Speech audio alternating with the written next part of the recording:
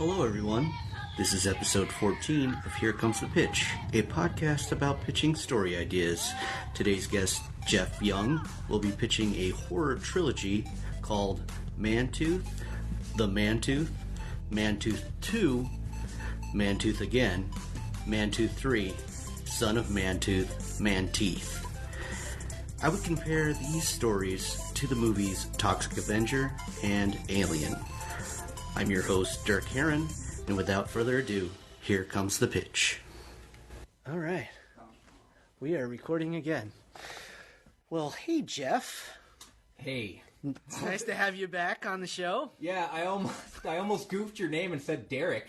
Well, I get it all the time. Amanda was telling me, my wife, Amanda was telling me when she was setting this up for us, was that she's like, call him DJ, and then I'm like reading all your descriptions on the videos, I'm like, his name's Dirk. Well, the thing is that, yeah, like friends from way back when, like, they know me by DJ, and she still calls me DJ, which is always cool. Like, I always like that just shows you how far back you go, right. You know, that I've known you, which is still, but usually, but I like to go by Dirk, you know, like that was one thing that, you know, I when I was going through elementary school, like even high school and stuff like that, just nobody could get my name right. You know, they would always call me Derek or something like that. Yeah, and I just, when we were saying hello, I almost stuttered, and how embarrassing would that be? Like, thanks for having me on your show, Derek. And I would probably just be like, I'd give you a stern look and just say, Dirk. Yeah. It's Dirk Heron, it's actually. Dirk, and you say it with such pride. Anyone saying Derek is going to get, like, slapped. Oh. Yeah, it's good to be back.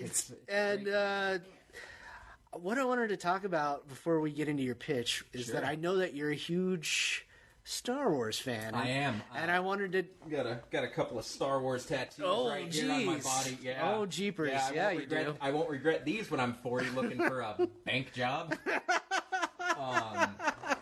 But Solo just came out. I had a feeling we were going to get an opportunity to talk about this. I wanted to talk about... I haven't been able to talk about it with anybody. I know has my brother seen it yet? I haven't seen it, but I gotta step out for a meeting, like 10 miles away, but I'll be back in like 45 minutes if you guys are still gonna be doing it. Okay. We're just a long episode. We'll just... I forgot I had a teacher's meeting tonight. Oh, okay. All right. Well, I'll cut all of this out, but Solo. Yeah. Have you seen it yet? No. You haven't? Oh my God, you haven't seen it. So yeah, I know. And there's no reason to talk about it. No, there is. Oh, I've got plenty to talk about because I actually have plenty of opinions having not seen this movie. Oh. Little thing about me. This will actually be the first Star Wars movie, with the exception of obviously the original trilogy, which came out before I was born. Right. That I did not see on opening day. Episode 1, opening day. Episode 2, opening day. I was in high school. I had to skip school to see Episode 2 on opening day. Wow. Episode 3. I think I quit my job to go see Episode 3, and I was working at like Albertson's Bakery, and I couldn't get the day off, and so I'm just like, I quit. Star Wars. Which was super upsetting because I had just found out that, like, my girlfriend at the time's cat had been run over, and I'm like, I'd love to be there for you, but I'm going to see Star Wars. Oh my goodness. Yeah, and that's how important these things are for me. And, I probably should have seen the dead cat instead of seeing Episode 3 because it's like, what would have been better? Yeah. You killed her with your anger. But no! Don't throw me back there. Episode 7, Episode 8, Rogue One. Rogue One, I actually, not a lot of people, I mean, there's all kinds of mixed opinions. I saw it 3 times in theaters in the first week because I really wanted to see what that was all about. Right. Solo, you know, I'm not going to be a jerk and just be like, I'm not going to see it because of all these reasons. I haven't had an opportunity to see it. We just had Phoenix Comic-Con, and that did kind of get in the way, and I was actually supposed to go see it Memorial Day, but the guy I was going to see it with, plans canceled. I'm like, oh, I can wait. offered my mom to go and see it because, like, I'm trying to find someone at this point who just wants to go and see it, and no one seems interested. Yeah. And I'm like, well, I'm not going to go see it by myself because Right. then who am I going to walk out of the theater and talk to about this? Yeah. Well, I went and saw it with my stepson, and I really enjoyed it. Did you? Like, I didn't have high expectations for it. I was looking forward to Lando. Cause, Yeah, I like Donald Glover, so I was thinking like, man, I bet he could do a pretty good Lando, and he did. And it's unfortunate that it did so poorly this weekend. Is it doing poorly? Well, see, it had the 4-day Memorial Weekend. Yeah. And it only made $103 million Well, domestically. that's actually quite low for a Star Wars film. Yeah. Considering that the others have like made upwards of $1 billion. Well, yeah, I believe that it was like Rogue One that made, I think it was like 75 million. But like, you got to remember that was like opening weekend, and the thing is that it kind of had legs. It made quite a bit of money at the end of its run, but well, yeah, they made their money out of me. I saw it 3 times in a row the opening week, you know. Right. And I think that movie's just fine for what it is, but yeah, and it's dark, and like it is, and now that was different. Yeah. I think it kind of brought me back to like Empire, where you were just like, man, like I did not see that coming. Like they kind of lost in a sense, and then with Last Jedi, they kind of lost again. Like it wasn't like they sort of won, but they were limping as they go, and the end of spoilers, I guess. But geez, that movie came out a while ago. With Luke dying and everything. I don't know how you felt about that, because I know you're a huge Star Wars fan. So, yes. And I know that I absolutely loved The Last Jedi. Wow! And that's been kind of a controversial opinion. And I mean, we're not saying anything new here. People have been reviewing The Last Jedi, and everyone's had their opinion one way or another for months now. Right. But I know that it brought the fanatics. That they were divided with this movie. Very much so. And I have been a Star Wars fan my entire life. Like obviously, I've got this stuff tattooed on my body, and it's going to be there forever. And I absolutely loved The Last Jedi. I thought the reward for taking chances very much paid off, and I was pleased by that. I know that there was no fan service in it. Every time that you expected something to happen a certain way, it went a different way. Yeah. But I loved all of that because I have seen Star Wars almost every day of my life in some capacity for the last, I'll give myself to when I'm cognitive, not when I was born, but, for the last, 30 years or so. And the thing was that that's what I liked about it, that it took risks, that they always went the other way with it, and you were shocked like that. That's when I actually saw it 3 times in the theater because I was just like, because I wanted to see some of that's a lot of time sitting in the movie theater. That was a long movie. It is a long movie. It's the longest one. Yeah. But there was a couple of my friends that are big fans that I was just like, I wanted to see their reaction because they hadn't seen it yet, and so I was like, man, I got to see his reaction. And then there was another guy that I was just like, he didn't like it the first time he saw it, so I was like, man, I want to go see it again, and then we'll have a good discussion about it. And he ended up liking it more the second time around. Yeah. I think I won him over. I was like... Well, and The Last Jedi was kind of a movie that you might have been shocked the first time, but I know someone myself who he didn't care for it the first time. He liked it the second time, and I think by the time he got around to it the third, he had changed his mind back. He's like, no, it's an awful movie. It's the worst one ever. I know some people that have rated it lower than the prequel trilogy, and I am not going to be the guy who craps all over the prequels. They are what they are. Right. They have their good qualities, and they've got plenty of bad. But I'm not sitting here. I don't want to rip. Those movies have been ripped apart for decades. Right. It's not even funny anymore. But I know people that are ranking The Last Jedi lower than Episode 1. I'm like, you got to be fair. Just in quality of the movie being made itself, more thought went into The Last Jedi than Episode 1. Right. And I don't know, man. I think The Last Jedi was refreshing in a sense because I thought that Force Awakens was a little paint by number. It was a little predictable. It kind of had that same formula as New Hope. Yeah. But I still enjoyed it. Like I think that they played it safe. That movie's very safe, even though they kill Han Solo. Yeah. Yeah, which by the way, I didn't know that was going to happen. A lot of people had been spoiled by that on the internet. I had no idea that was coming. No, I'm sitting there in my seat at the theater. I'm like, oh no. Yeah, I saw it with my stepson Thursday night, so there was nothing spoiled for us. So when that happened, and like the thing is that like I could feel that it was going to happen. Like as soon as he like meets up with his son, or just in that huge room that they're in, you could kind of tell. It was just like, oh no, like I know where this is going, and you're just like, they're not going to do it, and then they do it, and then you're just like, oh my gosh. Yeah, and so I guess to answer your question in a long way around, why haven't I seen Solo? Right. Or I guess you were a little surprised to hear that I hadn't seen Solo. What does that movie really have to offer me as a Star Wars fan that's going to be new or exciting? Like, do you really... See, here's the thing. Like, I've acted, I've made movies, I've done the production stuff, so I know that a character is not represented by the actor playing him necessarily. Right. Han Solo is a character. It is not Harrison Ford, and I'm fine with that. Like, I don't remember this new guy's name, but like, hey, if he auditioned and someone making the movie was like, "Yep, here's our Han Solo." Many times, different characters have been played by different actors in the same universes, and that just happens. This. Do I need to know why his ship is missing that piece in the front? I don't know. Do I care where he got his blaster? Not really. I mean, like, these are all things about a character that I thought were better left to mystery, and I will see it. Don't get me wrong. I'll see it. I'll probably see it 3 times and throw money at Star Wars like I always do. But the reason I'm not in a hurry is because, unfortunately, for the first time in the Star Wars universe, I don't really want to know more. Yeah, it's kind of...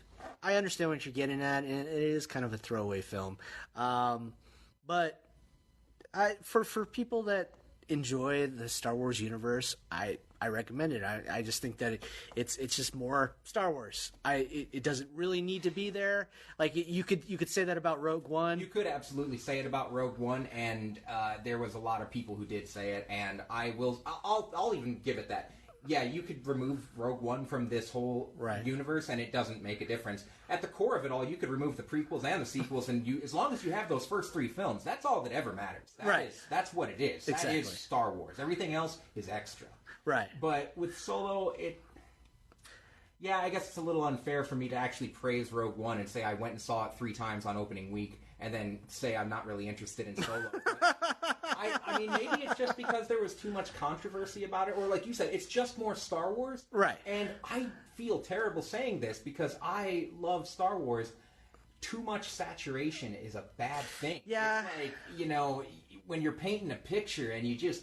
You say, it's coming along, and then you just smash it with a paintbrush or open up a can of spray paint, and you're like, it's more. It's like, you ruined it. Yeah, well, better. I can see how people are starting to get Star Wars fatigue, and you got to also remember that this movie, The Last Jedi came out 6 months ago? Yeah, somewhere around there. It's been less than a year, which this or 5 months ago, not even. Yeah, and so we're not even done processing The Last Jedi. Right. I mean, I just bought it on I feel like that it was a bad release date. Like I feel like they Solo? For Solo.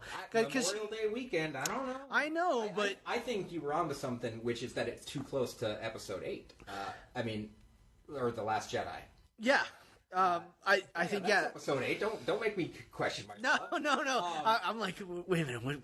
What number was that? Yeah, but see, too much saturation. No, I think we just had such a strong delivery of Star Wars, and it's still palpable. It's still in our mouth. Right. We taste that last movie, and then Solo comes out, and it's like, well, great. It's just to move us along to the Boba Fett movie or the Obi-Wan movie. I don't think the Boba Fett movie is going to be made now. After this one. Yeah. But I wouldn't mind an Obi-Wan movie because I feel like that there is a story there, and I think that Ewan McGregor Yeah. I think he was one of the best parts of the prequels. Oh, and yeah, so, no, absolutely. And so, I think that I'd love to see his story continue and what took place after the prequels with him, because I think Obi-Wan is kind of like this character that you don't know too much about, even though like. Shoot, he did get like 4 movies. Yeah, in a sense. if you go into the whole expanded universe at this point, like he's in the Clone Wars, he's in Star Wars Rebels, he's got comic books. It's it's all just that oversaturation, and sometimes I feel like less is more. And I guess I'll see Solo, but I'll see it a week after it comes out, and then I don't have to worry about being involved in the hype to some degree. Even though here I am talking about it, I haven't seen it, and I'm talking about it.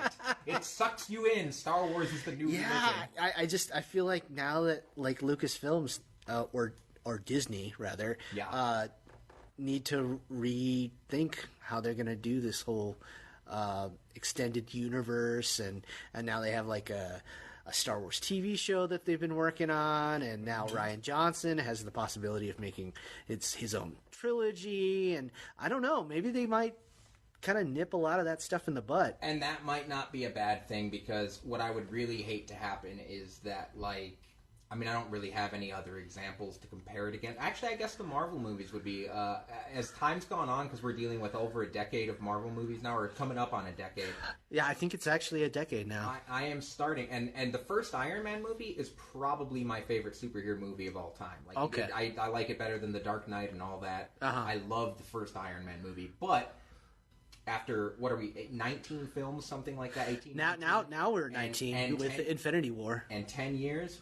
I care less and less with each one, and I don't want Star Wars to get to that point. And I mean, Star Wars is nowhere near it. It's spread out over a period of time, but already I'm a diehard fan. I wish I could show the tattoo that that just right. And I'm losing it, and I'm too young to lose it. I don't want to die and be like, fuck Star Wars.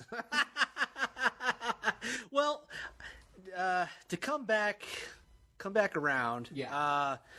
That's the reason why that I created the show, was to create original content, to pitch story ideas, so that maybe we could create new franchises. Sure.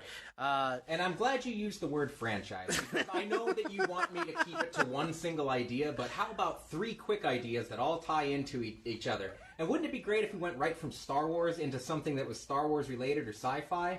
Sure, let's... No! I want to pitch you what I think is like a great horror film idea. A true return. Oh, all right. A true return to the horror genre. Okay. That's where my mind's been lately, is horror. All right, well, I'm glad that I got to pitch you a horror story, and now you're going to pitch me one. Yes, I'm going to pitch you right back a horror story. So we'll start with the first one, because it is a trilogy, and believe it or not, I actually have had this idea for a long time. Like, I mean...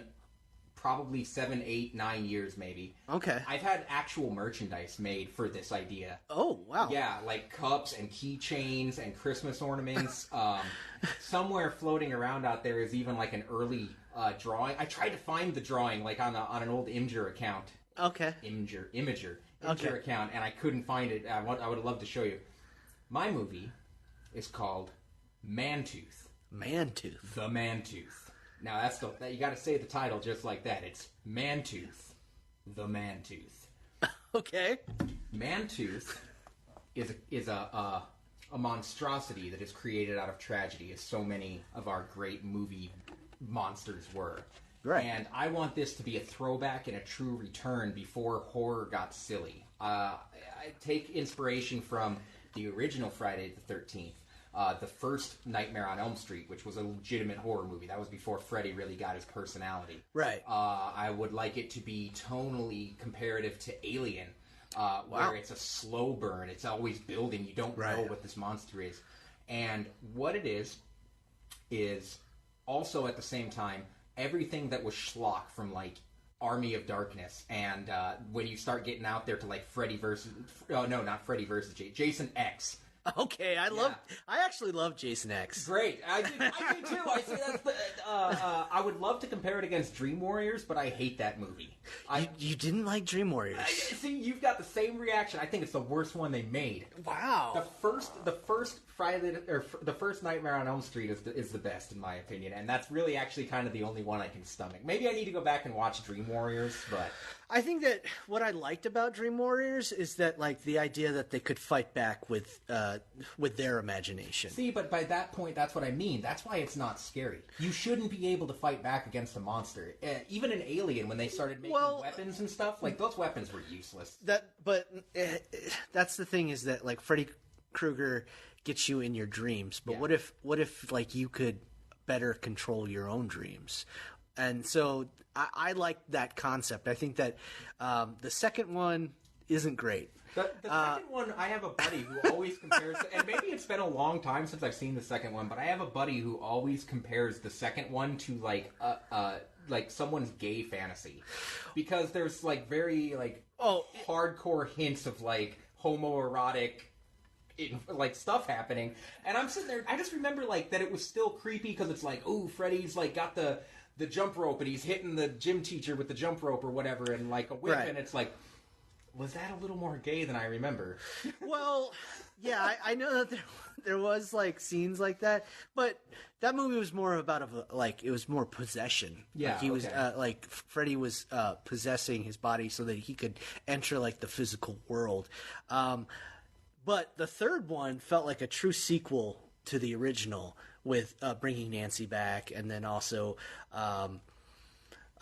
just the whole idea of like children being able to fight back, and they're not necessarily children. I was going to say children in their late 20s. Yeah, children in their late 20s. Yeah, they were all too old for the problems they had. Yeah, to get over it, high school's over. Well, I kind of liked it that it was like in an insane asylum. Yeah, no, don't be wrong. I mean, it was fun, and it's got the theme song "Dream Warriors." Yeah, don't want to Dream Warriors. Yeah, someone as a joke has bought me that soundtrack. Probably, I think more than once. So Mantooth, sorry, I get okay, yeah. Sorry, we went on a tangent there. Mantooth is created, of course, by teenagers dicking around, as all great '80s monsters were. He is a more or less very slow, borderlining on mental retardation, but very sweet, very kind-hearted janitor who works at the town's local nuclear waste facility. Not a nuclear power plant. The town has a nuclear waste facility. Seems kind of... we're going in a Toxic Avenger realm. Trauma. I was going to get there. It is Toxic Avenger meets Alien. I would love it to be the schlockiness of Toxic Avenger with the seriousness of Alien combined into the perfect amalgamation of horror and ridiculousness. Wow, you need to pitch this to Lloyd Kaufman. He'd be all over it. He's like, I bet we can make it for $500. Yeah, and see, Trauma, they've got some great stuff done very cheaply. So the town is actually like, and this is where, like, again, it's kind of humorous, but not really. Like, nothing about this should be funny. Like, this town just happens to have a nuclear waste facility where they dispose of this. Right. This guy works there. He always wears, like, his old trucker hat. Here's the thing about the guy. He doesn't talk. He's basically completely mute. He only has one tooth in his mouth. He's got a tooth. It's his right canine tooth. Okay. And this is where the name starts to come in. Mantooth. Okay. The Mantooth. So... teenagers, dicking around as they will, decide, let's have a party at the nuclear waste facility. Okay. And they're dancing on top of the glowing barrels, and it's all good, and they're doing their sex thing, and end up knocking over. He's down there, like, mopping up, like, the drippings and stuff, like, mumbling to himself and whatever, buried under this stuff for a whole year. They knock over all the barrels, and let's get out of here! Yeah. And they go. Well, he is under there, and because he's like a nobody, they're like, hey, has anyone seen old, I don't know what his name would he yet, old Billy or something. He's like, who cares? He probably went home or something. Yeah. They just forget about him. So for a whole year, he's sitting under barrels of nuclear waste, just developing into this monstrosity that comes to be known as the Mantooth. Okay. Let me describe Mantooth for you. All right. I want this to be visual body horror. All right. I should have brought some drawings or something. I didn't know. The thing is that what I'll do is I'll actually draw up like a mock poster to promote your episode. This is and right. so actually I kind of like that you'll visually that you'll just tell me about it, and then I can create my own visual interpretation. Absolutely, that's and perfect. Yeah, I'm sure every time that I describe this to someone, and trust me, there are people all over Arizona who have heard this description. Sometimes more sober than now, but sometimes less sober than now. So the man tooth, as I mentioned, he has one tooth. It's the right canine. Right. Well, due to the nuclear waste, it's now enlarged and growing, and it grows straight down through the bottom of his jaw.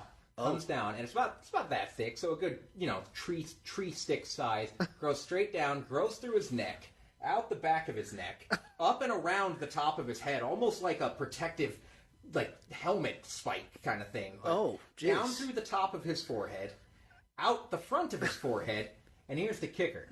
Because he could just, headbutt people with this thing, and that's how he does kill people. He headbutts with the tooth growing out of his forehead. So he's like a mutated, unicorn. Yeah, or a narwhal. A gnarly wall.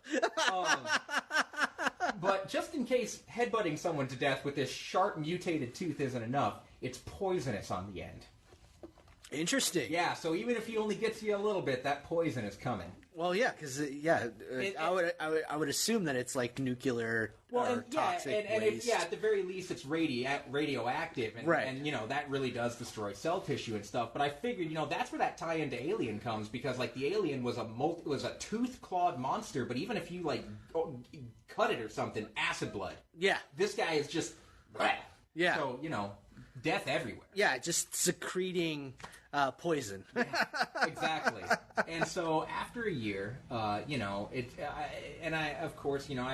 grew up as a kid in the 90s, so every movie there was I Know What You Did Last Summer, and all these what was the other one with the Urban Legend, Scream, where the characters would disappear and then come back for their revenge. Right. And I do want that implemented in here, of course. Yeah. So the guy's disappeared. I mean, no one even knows that he died, and there's no tragedy there. Right. But all of a sudden, one day, this man-tooth thing just starts showing up. And he's not exactly selective with his killing. I mean, he's got his clear targets. He wants revenge on these teenagers, much in the same way that Jason Voorhees and Freddy did. Right. He wants them, but anyone who gets in his way is just a victim of the man-tooth. Okay. So, in typical horror movie fashion, we're going to have him slowly but surely eliminating his enemies, his targets. Quick question. Sure. How is the rest of his body? Fairly normal. I don't want him to be horribly mutated, but Toxic Avenger was a good example. That kind of slogged flesh. Okay. He's humanistic. Okay. And I thought what would be a great visual effect would even just be to have part of his trucker's hat that he was wearing, slightly melted and embedded, onto his face from the, it's become one with him. Right. And, but yeah, I mean, slogged flesh, he's wearing his work uniform, so there's remnants of who he was on there. He's even got his name tag, but he's just a horrible mix of the man he was and the thing he is, and there's no separation. I like that. Yeah, just if he's wearing work boots, maybe one is just an enlarged giant elephant foot, from the radiation, and the other's just a normal work boot, and he's tromping along. So it's almost a little bit like Elephant Man-esque. Yeah, but also like Michael Myers, where he's just wearing a jumpsuit. Right, exactly. Or the Toxic Avenger was a great example, because that... he's not wearing a tutu, though. No. But the way that the clothes become one with the man. Right, and, yeah. And I'm glad you brought that reference up. I really hope no one ever forgets the Toxic Avenger. No, the thing is that people keep talking about doing a remake, and it's just Why leave would it you? alone. Leave it, yeah. I know Lloyd Kaufman wants to do another sequel, which I'm fine with that. If Lloyd Kaufman is behind it, and it, it's still that trauma humor, it's still that low budget, it's still that gross humor that he does, that grotesque kills and stuff like that. I'm totally down for it. Can I just drop something for a second? Because Since you know about the Toxic Avenger, right? In general, I know Class of Nukem High. I know Terror Firmer. I know Tromeo and Juliet. I am a Troma fan. Yes, and that's great. My wife Amanda, who got us together for this podcast, actually got inside of the Tromaville travel trailer at a Warped Tour once, and and ate a rotisserie chicken with some of them. I don't think Lloyd Kaufman was there, but some of the production crew and stuff were there. So she's actually a Troma fan, but she won't watch any of the movies because they're disgusting and vulgar and violent. And I'm like, you'll sneak into their van and eat chicken with them at Warped Tour, but you won't actually watch the Toxic Avenger. I gotta just say this real quick. I got to go to a Troma Film Festival.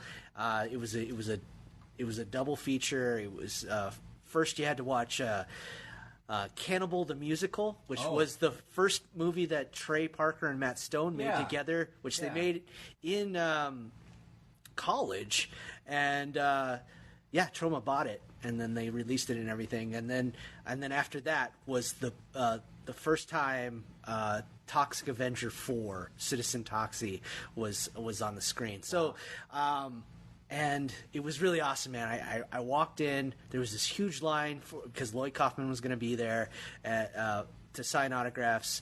I was maybe there for about 5 minutes because I was like, dang, I had to wait in this line because I got there kind of late. Lloyd Kaufman comes in like right after me, and he like I knew him who he was like instantly, and he like went right to me and was like, "Hey, I'm late. Like I don't know where I'm supposed to be and everything." And he thought like I worked there or something. And I was like, "Oh well, there's your table over here, Mr. Kaufman." And I was like, and he was like, "Oh, thanks, kid." And like I'm like 25 years old. He's like, "Thanks, kid."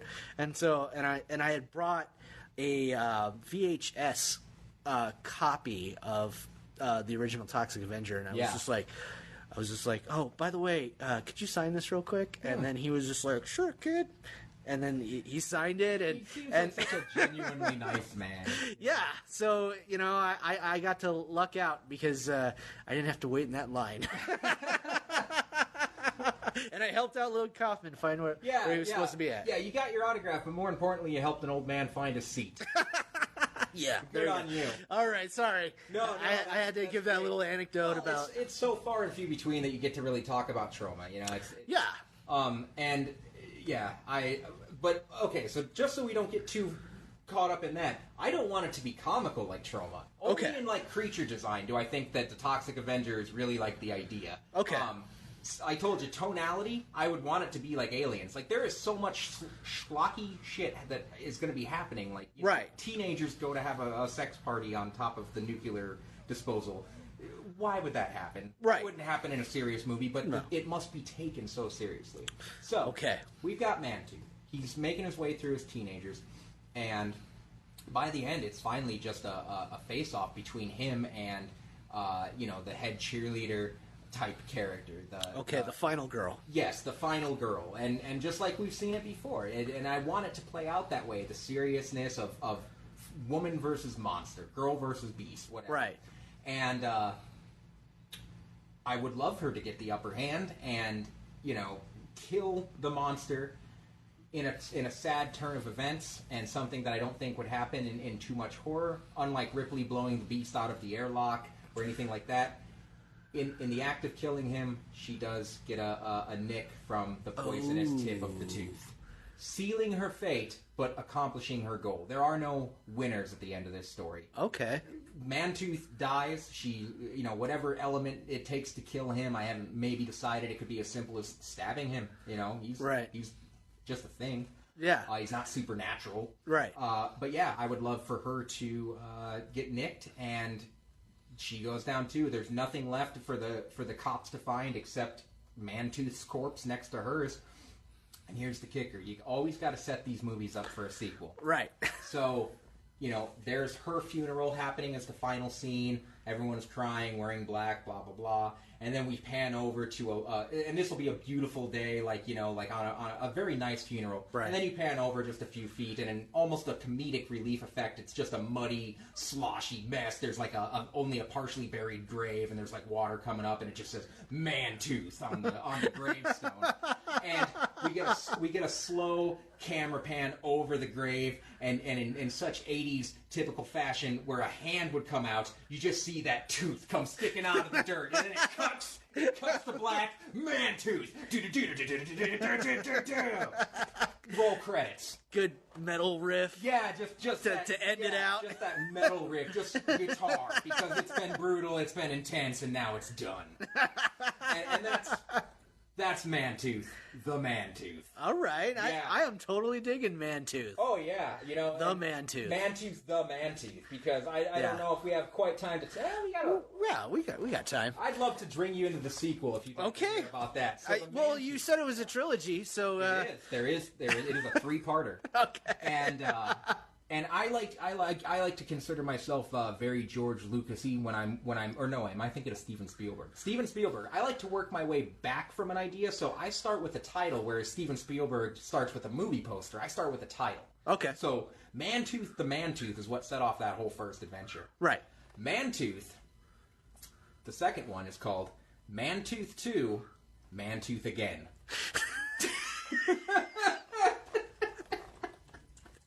We're back. We are back! So, no, for real. Man-Tooth 2, Man-Tooth Again. Okay. It's pretty much the same movie, beat for beat. Because, right, you saw Evil Dead? Right. And you saw Evil Dead 2? Right. It's the same movie, almost beat for beat, but improved upon. So, Yeah. I want to do really odd crap with that. Like, I want to bring back the girl who dies at the end of the first one, with no explanation as to why she's back. Like, she's the same character, she's just back. Man-Tooth? Well, maybe it's her twin. See, you kind of took some of the air out of my sails, because this has a twist, as all sequels must. Okay. So, you know what? Yeah, fine. It's her twin. Sorry, man. I'm sorry. I was like, how could you make that work? Oh, well, she has a twin. Well, at some point, someone had suggested adding a time travel element, and I'm like, whoa, I'm not adding time travel. I want to keep it as grounded in reality as possible. So, Man-Tooth 2, Man-Tooth Again. She's back, of course. All right. Man-Tooth is there's killings of the Man-Tooth nature, and the girl is swearing. She's like, "It's Man-Tooth. He's back from the grave," and everyone's like, "No, you're crazy." And it's it's very Jason, Friday the 13th kind Right. of thing. Like, he can't be back. We got rid of him in the first movie, and there's a whole scene where we'll go to Man-Tooth's grave, and that horn won't be, or the tooth won't be showing up like it did at the end of the first one. Right. So they start digging it up, but no. His body's there. He's been buried here this whole time. Who is this? It's Man-Tooth's brother. Oh, okay. Man-Tooth's brother. Not necessarily his twin brother, but that could be played in.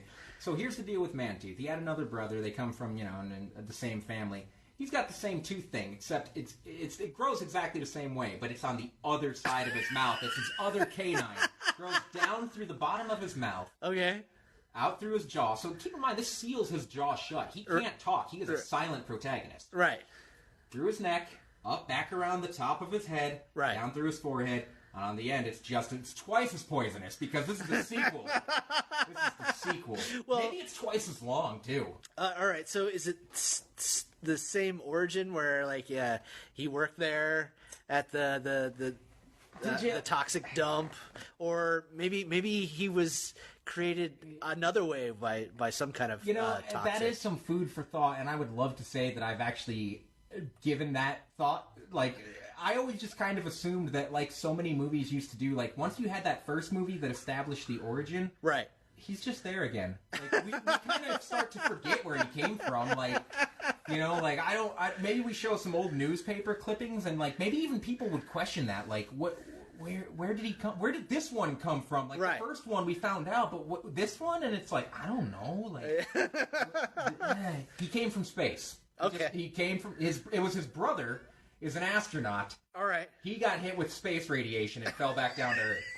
because radiation makes these guys. Yeah, radiation does. It's the only radiation and nuclear crap. It's what makes them. So he fell from space. How about that? Yeah, I think he was the accomplished brother. We are right. Yes. Still only the one tooth. He's still like a genetically messed up mute mutt, but. Yeah, but maybe he had like some false teeth or something like that. We are making Mantooth 2's origin happen. Right. So it's he fell from space. Right. They just thought he was dead. Yeah, they did. They thought he crashed. He crashed into the town, and it all ties in together. And So long story short is he ends up doing the same thing. He's on a killing spree. Oh, by the way, there's no red herring in these movies. You know, the guys who show up and give descriptions it's this and here's how you kill them. Yeah. I don't want none of that. The whole thing's just action-packed guessing. So I love this. Thanks. So, long story short, we get that same kind of situation. He's killing his way through the cast. Right. They get him again, but this time the female lives. I've rewritten it. It's different. She lives. Okay. Mantooth 2 dies. Okay. He dies. They bury him next to his brother. In the okay. grave. All right. So there's Bob and Bill. Pretty much. Yeah, Bob and Bill Mantooth.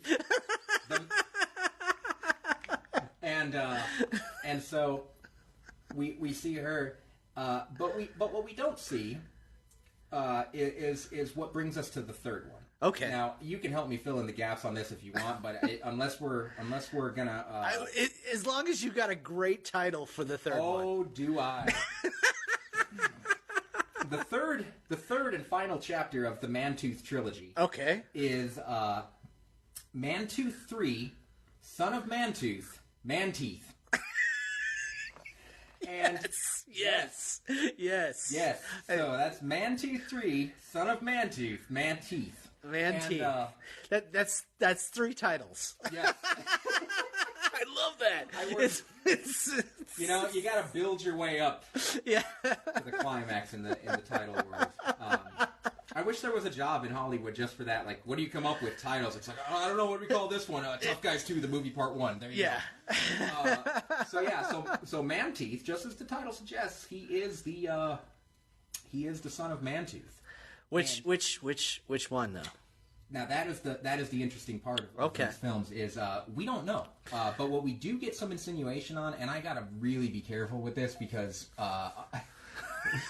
I'm going to sound horrible for saying this, but rape is not as easily written into movies as it once was, and I thought it would be a great idea at first to write, an encounter between Mantooth and the girl from the first movie where she is pregnant with his son. Oh, okay. Obviously, it wouldn't be... Or maybe was it the second? Or maybe it was the second one. So, okay. But here's the thing. I recently had to revisit this thought because that's what I've been carrying around for years. Right. It's one of the Manteeth brothers got to her and there's a rape and I'm like, this isn't funny anymore. Right. As a joke sometimes I think back and I'm like, it's not funny when I said it. So here's what I decided instead.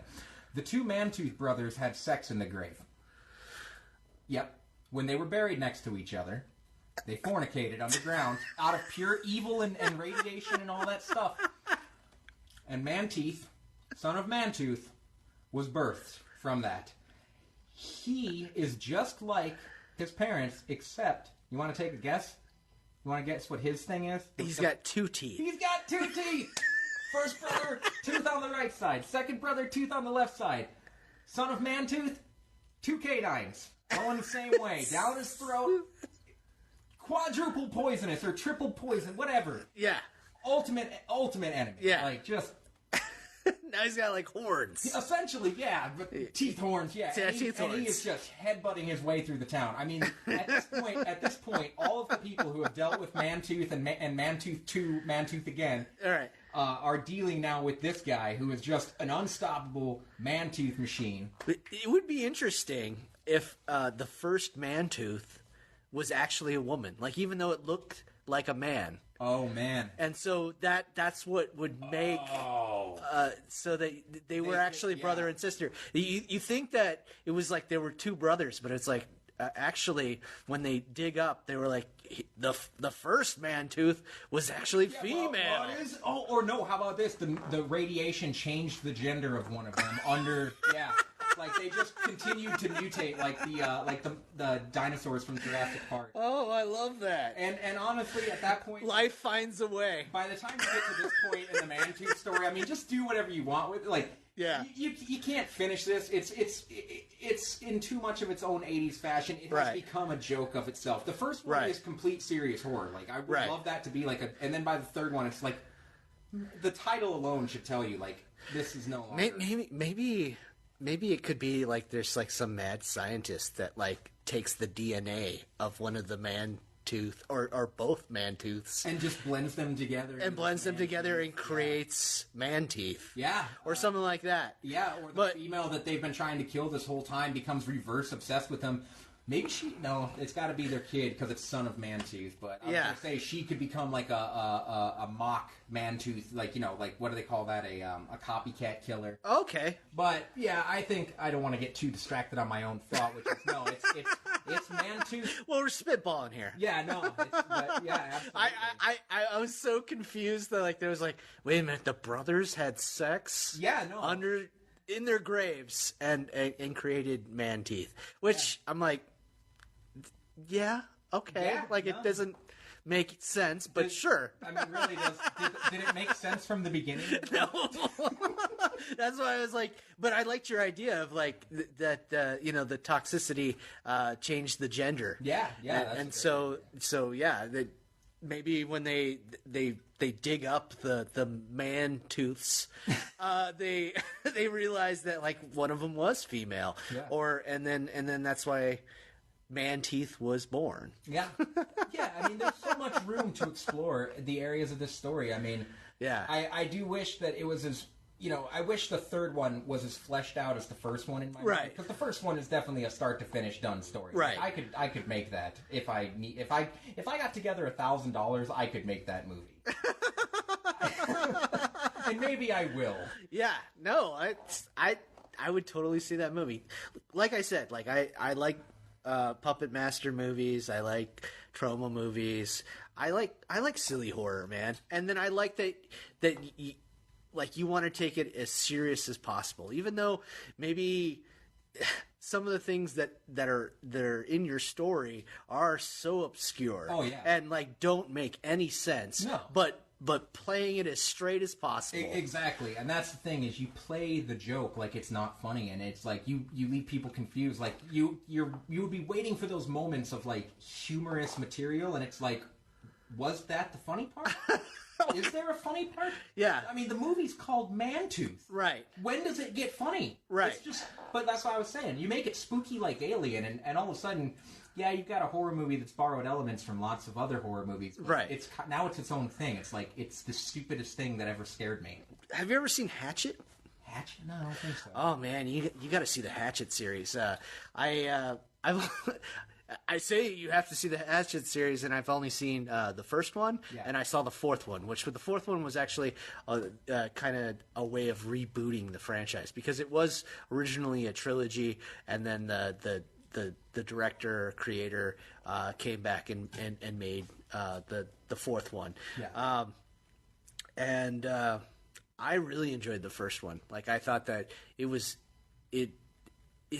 kind of along the same vein that you're going for, is that like, yeah, it's pretty hokey, but it tries to take itself serious. And the fourth one is like where it's just it goes off the rails. It's they're just making them to make it at that point. Well, no, I think he still did a great job. And that was the thing too, was that like it took a while to get that fourth one made, because he just couldn't find like producers that would put it out. And another thing too is that with all these streaming services, like, that's the only way to get your movie out, and like, you actually don't make too much money off of streaming services. You would think that you would, but like you don't. And so that's why he ended up marketing the fourth one himself, and just taking it state to state, and like just slowly releasing it and making money that way, Yeah. and then building up till to the DVD release. Nice, yeah. And so, and I absolutely agree with that as a distribution method. Right. I don't want to sit here and spend too much time plugging my own stuff, but the Antimony group that I'm working with on these short horror films or short episodes of horror stuff, that's how we want to do it. We want to go state to state, and that it's fantastic. I need to know what this Hatchet movie is about, though. I'm assuming it has something to do with a hatchet. Right. And where can I watch it? Well, I don't know if you have like a Roku or. Yeah, I've got streaming crap. Okay. Well, have you ever heard of Tubi? Like, it was originally called Tubi TV. It's a free streaming channel. I think you can just go to their website and stream stuff.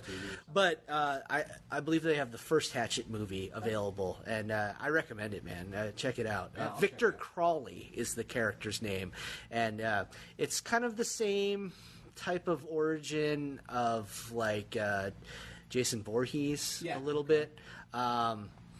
With like a mixture of Pumpkinhead, I would almost say. But yeah, actually Kane Hodder, the guy that played Jason Voorhees in several of the Friday the 13th movies, he actually plays as Victor Crawley. Huh. And so I recommend it. I thought it was great. But I have not seen 2 or 3. Oh, okay. But so somewhere between 1 and 4, it loses its. Well, I haven't sought after it. Like, like I got to go to one of the screenings of it for free. I got to meet the director. He was a really nice guy. He actually talked for a while after the movie, and he was just super nice. I actually had bought like this Victor Crawley comic book that was like sort of an origin story. It pretty much sums up the first movie, and he signed it, and he was actually like, yeah, I had nothing to do with the release of this, but it's a way of like keeping the Victor Crawley Hatchet franchise alive. So, and I'm like, cool. Like, it's a bummer that he had nothing to do with it. And then like I heard that the comic book itself is not great, because that was issue 0, and so I think that they've done a couple issues now, and I like didn't go after it because I just heard that the reviews were kind of bad. So, but yeah, I don't know, man. I think should we end it? Yeah, I think that's probably about. Yeah, well, dude, you pitched me a whole franchise. Oh yeah, no, which I'm. I wasn't bullshitting. I actually made promotional material for this. I mean, I should say I had people make me promotional material.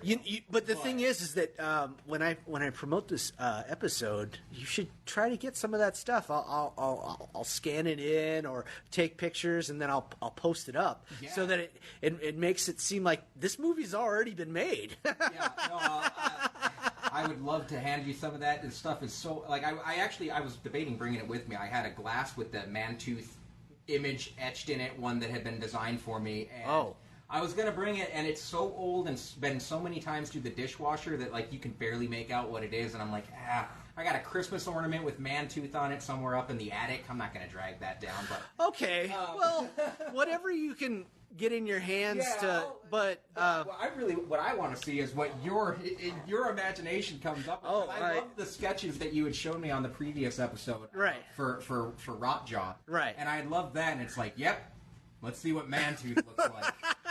And you don't have to draw all 3 of them. Just pick Mantooth again, or Son of Mantooth. Well, maybe I'll do some quick sketches, but like I'm definitely gonna do a mock-up poster of the first one. Yeah, and then Mantooth, because what I do is I usually what I'll do is, because like since I release 2 episodes a month, I'll promote your episode for 2 weeks, and so I'll have a post for every day, and so. So I'll draw some Mantooth action. I think this is a great way to finish off the episode. I've had a blast, Pete. Oh, thanks, Jeff. Maybe you can edit that down to something that's... No. I don't care, man. Maybe I might cut out a little bit of the Star Wars stuff. But fantastic. all right. Well, thanks again for being on the show, man. Yeah, thanks for having me. All right. Whew, we went a little long on that one, but that's fine.